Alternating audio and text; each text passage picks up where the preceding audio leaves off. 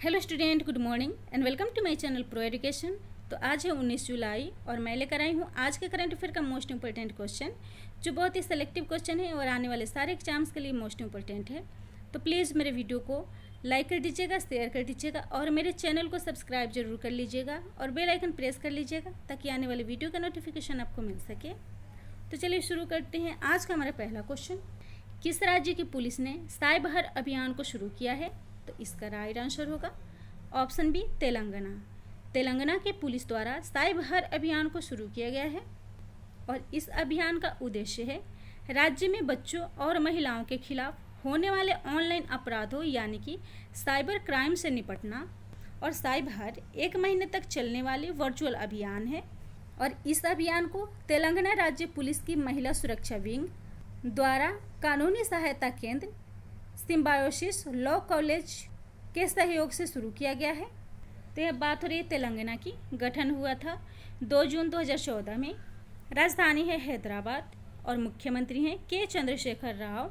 राज्यपाल हैं तमिलसाई सौंदरराजन और जिलों की संख्या है 31। विधानसभा सीट है 119 और राज्यसभा सीट है 7 और लोकसभा सीट है 17। राजभाषा है तेलुगु और नेशनल पार्क है अमराबाद टाइगर रिजर्व।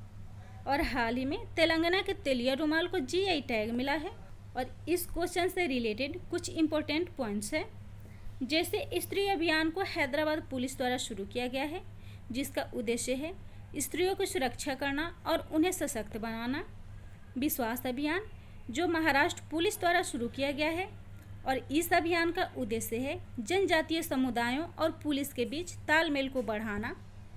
और एमपी ई-कॉप FIR आपके द्वार और आसपास हेल्पलाइन को मध्य प्रदेश पुलिस द्वारा शुरू किया गया है। स्पंदन अभियान हाल ही में छत्तीसगढ़ पुलिस द्वारा शुरू किया गया है, जिसका उद्देश्य है पुलिस कर्मचारियों को डिप्रेशन से बचाना। अगला है पुस्तक the Tangams and ethnolinguistic study of the critically endangered group of Arunachal Pradesh को किसने लॉन्च किया है? तो इसका राइट आंसर होगा ऑप्शन सी, पेमा खांडू, यानी कि अरुणाचल प्रदेश के सीएम पेमा खांडू के द्वारा इस पुस्तक को लॉन्च किया गया है। और यह पुस्तक अरुणाचल प्रदेश की विलुप्त हो रही समुदायों की भाषा टंगम्स पर आधारित है। टंगम्स समुदाय अरुणाचल प्रदेश की सबसे ऊपरी सियांग जिले के कोगिंग गांव में रहते हैं, जिनकी कुल आबादी 253 है। तो यह बात हो रही अरुणाचल प्रदेश की। राजधानी है ईटानगर। मुख्यमंत्री हैं पेमा खांडू। राज्यपाल है BD मिश्रा और विधानसभा सीट है 60, लोकसभा सीट है 2, राज्यसभा सीट है 1 और नेशनल पार्क है नामदफा राष्ट्रीय उद्यान। प्रमुख त्यौहार है हॉर्निबल उत्सव। और हाल ही में अरुणाचल प्रदेश के रहने वाले फिल्म निर्माता केजंग डी थोंगडोक को दादा साहेब फाल्के पुरस्कार से सम्मानित किया गया है। तो इस क्वेश्चन से जुड़े कुछ इंपॉर्टेंट पॉइंट्स हैं, जैसे अ सॉन्ग ऑफ इंडिया के ऑथर हैं Ruskin Bond. His holiness the 14th Dalai Lama and illustrated biography, जिसके राइटर हैं Tenzin Geyche Tethong. Mahavir the soldier who never died, इसके ऑथर हैं AK श्री कुमार।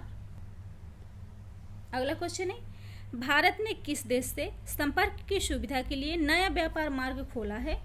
तो इसका राइट आंसर होगा ऑप्शन डी, भूटान। भारत ने संपर्क की सुविधा के लिए भूटान के साथ नया व्यापार मार्ग खोला है। तो यह व्यापार मार्ग पश्चिम बंगाल के जयगांव और भूटान के पसाखा के बीच पसाखा इंडस्ट्रियल एस्टेट के लिए औद्योगिक कच्चे माल और वस्तुओं की आयात निर्यात के लिए खोला गया है। तो यह बात हो रही है भूटान की। राजधानी है थिम्पू और प्रधानमंत्री हैं लोते तेशरिंग। राजा हैं जिग्मे खेसर नामग्याल वांगचुक और करेंसी है दुलटुम भारतीय रुपया। अगला क्वेश्चन है, हाल ही में किसने युवा लोगों के रोजगार के लिए सैप इंडिया के साथ साझेदारी की है? तो इसका राइट आंसर होगा option B, UNICEF India. UNICEF India ने युवा लोगों के रोजगार के लिए सैप इंडिया के साथ साझेदारी की है और इस साझेदारी का उद्देश्य है युवाओं को सशक्त बनाना, उनकी रचनात्मक समस्याओं को सुलझाना और उन्हें लीडरशिप के लिए तैयार करना, ताकि वे समुदायों के साथ साथ अपने जीवन को भी बेहतर बना सकें। और इस पहल के तहत यूनिसेफ ने भारत के बेरोजगार युवाओं को डिजिटल शिक्षा के साथ साथ व्यावसायिक कौशल प्रदान करने के लिए युवा के साथ सहयोग किया है। तो यह बात हो रही यूनिसेफ की, जिसका फुल फॉर्म होता है the United nation children funds. स्थापना हुई थी 11 दिसंबर 1946 में और हेडक्वार्टर है न्यूयॉर्क USA। कार्यकारी निदेशक हैं हेनरीटा एच फोर्ड। और मेरा दूरदर्शन मेरा कार्यक्रम यूनिसेफ के सहयोग से बिहार में हाल ही में शुरू किया गया है। अगला क्वेश्चन है, हाल ही में IOC ने 2022 डकार यूथ ओलंपिक को कब तक के लिए स्थगित कर दिया है? तो इसका राइट आंसर होगा ऑप्शन डी 2026। डकार यूथ ओलंपिक को 2026 तक के लिए स्थगित कर दिया गया है। तो डकार यूथ ओलंपिक 2022 में होने वाला था, जिसको कोरोना वायरस महामारी के कारण 4 सालों के लिए रद्द कर दिया गया है। और यह ग्रीष्मकालीन ओलंपिक अफ्रीका में होने वाला पहला ओलंपिक होगा। और हाल ही में टोक्यो में होने वाले समर ओलंपिक को भी स्थगित कर दिया गया है। और यह ओलंपिक अब 2021 में आयोजित किया जाएगा। और 2022 का विंटर ओलंपिक चाइना की राजधानी बीजिंग में होगा। और 2024 के समर ओलंपिक को पेरिस फ्रांस में आयोजित किया जाएगा। तो यह बात हो रही है IOC की, जिसका फुल फॉर्म होता है इंटरनेशनल ओलंपिक कमेटी, यानी कि अंतर्राष्ट्रीय ओलंपिक समिति। यह ओलंपिक खेलों को रेगुलेट करता है। स्थापना हुई थी 23 जून 1894 में। मुख्यालय है लुसाने स्विट्जरलैंड। और अध्यक्ष हैं थॉमस बाक। अगला क्वेश्चन है, हाल ही में किसे HCL टेक्नोलॉजी का नया अध्यक्ष नियुक्त किया गया है? तो इसका राइट आंसर होगा ऑप्शन ए रोशनी नादर मल्होत्रा। रोशनी नादर मल्होत्रा को HCL टेक्नोलॉजी का नया अध्यक्ष नियुक्त किया गया है। तो रोशनी नादर मल्होत्रा HCL टेक्नोलॉजी के पूर्व अध्यक्ष शिव नादर की बेटी हैं। और अब इस कंपनी में रोशनी नादर शिव नादर की जगह चेयरपर्सन होंगी।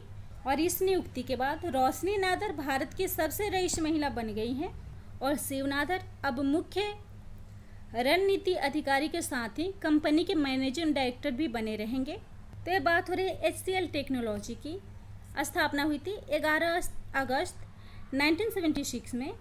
संस्थापक है शिव नादर और मुख्यालय है नोएडा उत्तर प्रदेश। और CEO हैं C विजय कुमार। अगला क्वेश्चन है, हाल ही में किस संस्थान ने पोर्टेबल अस्पताल शुरू किया है? तो इसका राइट आंसर होगा option C IIT Madras. IIT Madras ने पोर्टेबल अस्पताल शुरू किया है। और इस पोर्टेबल अस्पताल के जरिए संक्रमित मरीजों का क्वारंटाइन कर उनका इलाज किया जाएगा। और इस अस्पताल का नाम मेडिकैब है, जिसे 2 लोग 4 घंटे में कहीं भी आसानी से बना सकते हैं। तो यह बात हो रही है IIT मद्रास की, जिसका फुल फॉर्म होता है इंडियन इंस्टीट्यूट ऑफ टेक्नोलॉजी, यानी कि भारतीय प्रौद्योगिक संस्थान। स्थापना हुई थी 1959 में। लोकेशन है चेन्नई तमिलनाडु। और निदेशक है भास्कर राममूर्ति। और हाल ही में पैराबोलिक ट्रो कलेक्टर को IIT मद्रास ने लॉन्च किया है। और इस सौर ऊर्जा को डिसैलिनेशन, स्पेस हीटिंग और स्पेस कूलिंग इत्यादि के लिए डेवलप किया गया है। और इस क्वेश्चन से रिलेटेड इम्पोर्टेंट पॉइंट्स हैं, जैसे IIT दिल्ली ने हाल ही में कोरोश्योर, जो सबसे सस्ता डायग्नोस्टिक किट है, उसको विकसित किया है। कोपाल 19 ऐप को प्लाज्मा डोनेट करने वाले और लेने वालों के बीच संपर्क के लिए लॉन्च किया गया है। IIT कानपुर ने शुद्ध सैनिटाइजिंग डिवाइस और मास्टर जी टीचिंग सेटअप को लॉन्च किया है। और IIT रुड़की ने AI इन बैंकिंग पर अपना पहला ऑनलाइन कार्यक्रम शुरू किया है। अगला क्वेश्चन है, भारत ने किस देश के साथ साइबर सुरक्षा में सहयोग के लिए समझौता किया है? तो इसका राइट आंसर होगा ऑप्शन डी इजराइल। भारत ने साइबर सुरक्षा में सहयोग के लिए इजराइल के साथ समझौता किया है। तो साइबर सुरक्षा के क्षेत्र में सहयोग करने और कोविड-19 महामारी के दौरान सभी समस्याओं से निपटने के लिए भारत और इजराइल के बीच समझौता हुआ है। तो बात हो रही इजराइल की। राजधानी है यरूशलेम। राष्ट्रपति हैं रियूवेन रिवलिन। प्रधानमंत्री हैं बेंजामिन नेतन्याहू। और करेंसी है इजराइल शेकेल। और हाल ही में OPEC 16 स्पाइस सैटेलाइट को इजराइल ने लॉन्च किया है। और यह विश्व का पहला पृथ्वी अवलोकन उपग्रह है। और इजराइल में भारत के राजदूत हैं संजीव सिंघला। अगला क्वेश्चन है, टोरंटो इंटरनेशनल फिल्म फेस्टिवल 2020 का ब्रांड एम्बेसडर किसे चुना गया है? तो इसका राइट आंसर होगा ऑप्शन बी, प्रियंका चोपड़ा। तो प्रियंका चोपड़ा को टोरंटो इंटरनेशनल फिल्म फेस्टिवल 2020 का ब्रांड एम्बेसडर चुना गया है। 10 सितंबर से 19 सितंबर तक चलने वाले इस फिल्म फेस्टिवल को डिजिटल स्क्रीनिंग और वर्चुअल रेड कारपेट के माध्यम से आयोजित किया जाएगा। तो TIFF, जिसका फुल फॉर्म होता है टोरंटो इंटरनेशनल फिल्म फेस्टिवल, यह एक सार्वजनिक फिल्म फेस्टिवल है जो हर सितंबर को टोरंटो कनाडा में मनाया जाता है। और हाल ही में स्पोर्ट अड्डा के ब्रांड एम्बेसडर ब्रेट ली बने हैं। वेक्टस इंडस्ट्री लिमिटेड के ब्रांड एम्बेसडर करीना कपूर और सैफ अली खान को बनाया गया है। नेक्स्ट है, ओसुका रापोंडा किस देश की प्रधानमंत्री बनी है? तो इसका राइट आंसर होगा ऑप्शन सी, गेबॉन। तो रोज क्रिस्टियानो ओसुका रापोंडा गेबॉन की प्रधानमंत्री बनी है और इससे पहले वे रक्षा मंत्री के पद पर कार्यरत थी। तो यह बात हो रही है गेबॉन की। यह पश्चिम मध्य अफ्रीका का एक देश है। राजधानी है लाइब्रेविले। करेंसी है दक्षिणी अफ्रीकन फ्रैंक। अगला क्वेश्चन है, अंतर्राष्ट्रीय नेल्सन मंडेला दिवस हाल ही में कब मनाया गया है? तो इसका राइट आंसर होगा ऑप्शन डी, 18 जुलाई। 18 जुलाई को अंतर्राष्ट्रीय नेल्सन मंडेला दिवस मनाया जाता है। तो नेल्सन मंडेला दक्षिण अफ्रीका के प्रथम अश्वेत राष्ट्रपति थे और उनके जन्मदिन को इस दिवस के रूप में मनाया जाता है। नेल्सन मंडेला के द्वारा रंगभेद के खिलाफ लड़ाई, मानव अधिकारों की रक्षा, लैंगिक समानता और विश्व शांति के लिए उन्हें नोबेल शांति पुरस्कार से सम्मानित किया गया था। और इस दिवस को मनाने की घोषणा संयुक्त राष्ट्र ने की थी। तो जुलाई में अब तक के मनाए गए महत्वपूर्ण दिवस है 1 जुलाई को राष्ट्रीय डाक कर्मचारी दिवस, राष्ट्रीय चिकित्सक दिवस और राष्ट्रीय वस्तु और सेवा कर दिवस मनाया गया है। 2 जुलाई विश्व खेल पत्रकार दिवस, 4 जुलाई अंतर्राष्ट्रीय सहकारिता दिवस, 6 जुलाई विश्व पशुजन्य रोग दिवस, 7 जुलाई को विश्व चॉकलेट दिवस और 11 जुलाई को विश्व जनसंख्या दिवस, 12 जुलाई को विश्व मलाला दिवस और 14 जुलाई को अंतर्राष्ट्रीय नॉन बाइनरी दिवस, 15 जुलाई को विश्व युवा कौशल दिवस और 17 जुलाई को अंतर्राष्ट्रीय न्याय दिवस और विश्व इमोजी दिवस मनाया गया है। अगला क्वेश्चन है, वेस्ट ऑफ एनर्जी नामक पहल की शुरुआत किस राज्य में की गई है? तो इसका राइट आंसर होगा option C, Uttarakhand. Waste of energy नामक पहल की शुरुआत उत्तराखंड में की गई है और इस पहल का उद्देश्य है राज्य में कचरे से फैल रहे प्रदूषण पर अंकुश लगाना और उस कचरे का उपयोग करना। तो उत्तराखंड में वेस्ट ऑफ एनर्जी पहल के माध्यम से कचरे द्वारा बिजली बनाई जाएगी। तो यह बात हो रही है उत्तराखंड की। राजधानी है देहरादून और समर राजधानी है गैरसैंण। मुख्यमंत्री है त्रिवेंद्र सिंह रावत। राज्यपाल है बेबी रानी मौर्य। विधानसभा सीट है 71। राज्यसभा सीट है 3। लोकसभा सीट है 5। हाई कोर्ट है नैनीताल और मुख्य न्यायाधीश है KM जोसेफ। और नेशनल पार्क है जिम कॉर्बेट राष्ट्रीय उद्यान। यह पार्क भारत का प्रथम नेशनल पार्क है। टिहरी बांध, जो भारत का सबसे ऊंचा बांध है, भागीरथ नदी पर बना हुआ है। होप पोर्टल को उत्तराखंड में शुरू किया गया है, जिसका उद्देश्य है उद्यमशील युवाओं को कौशल प्रदान करना और उन्हें रोजगार देना। मुख्यमंत्री स्वराज योजना, इसका उद्देश्य है उत्तराखंड में बेरोजगार श्रमिकों को रोजगार प्रदान करना। और विश्व पर्यावरण दिवस के अवसर पर भारत का सबसे बड़ा जैव विविधता पार्क उत्तराखंड में स्थापित किया गया है और हाल ही में भारत का पहला लाइकेन पार्क भी उत्तराखंड में बना है। अगला क्वेश्चन है, ग्लोबल मैन्युफैक्चरिंग रिस्क इंडेक्स 2020 में भारत किस स्थान पर है? तो इसका राइट आंसर होगा ऑप्शन सी। इस इंडेक्स में भारत तीसरे स्थान पर है और यह वार्षिक ग्लोबल मैन्युफैक्चरिंग रिस्क इंडेक्स है, जिसमें भारत का स्थान तीसरा है और इस लिस्ट में चीन और अमेरिका शीर्ष 2 स्थानों पर हैं।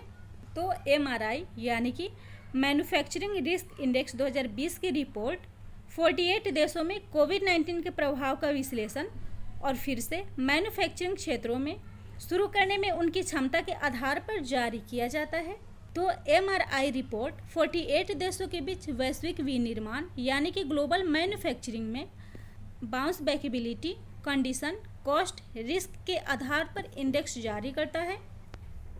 तो प्लीज़ मेरे वीडियो को लाइक कर दीजिएगा, शेयर कर दीजिएगा और मेरे चैनल को सब्सक्राइब कर लीजिएगा और बेल आइकन प्रेस कर लीजिएगा ताकि आने वाले वीडियो का नोटिफिकेशन आपको मिल सके।